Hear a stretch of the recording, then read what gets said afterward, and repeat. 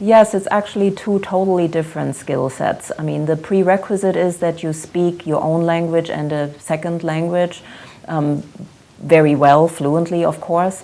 But a translator has to pay meticulous attention to detail, has to be willing to do a lot of research and to get it as close to perfect as possible. They tend to be more introverted people. So you don't need to feed off other people as much. Whereas an interpreter, obviously, is someone who's around people a lot, who presents themselves with their whole person. And the skill set is, while obviously they have to have great command of both languages, but you cannot be a perfectionist because you will never get 100% of a simultaneous, especially if it's simultaneous, but even if it's consecutive, you will never get 100%.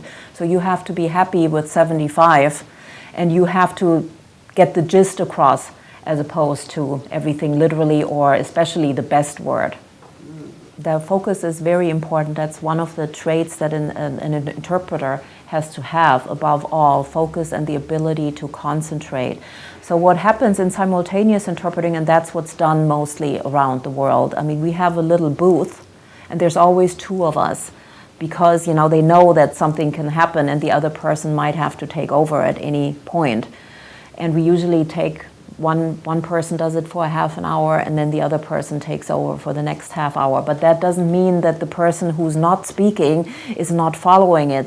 You still have your headphones on, you're still following the whole discourse so that you could enter it at any point, and you try to help your colleague. You know, if there is a word that comes up again and again and again, and he or she doesn't know what that word is, you have a dictionary, you look it up and write it down. And, you know, so that's what you do.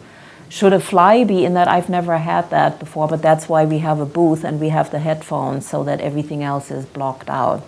Okay. If you do consecutive, you know, somebody talks for a few minutes and then you talk for a few minutes. I mean, by the nature of that, you're not going to have everything. But we train, in our training, we do train memory. So good memory is another thing an interpreter definitely has to have. Thank you for watching A Wise Way. Subscribe to stay updated, share to pass the knowledge, or view our other videos on the left.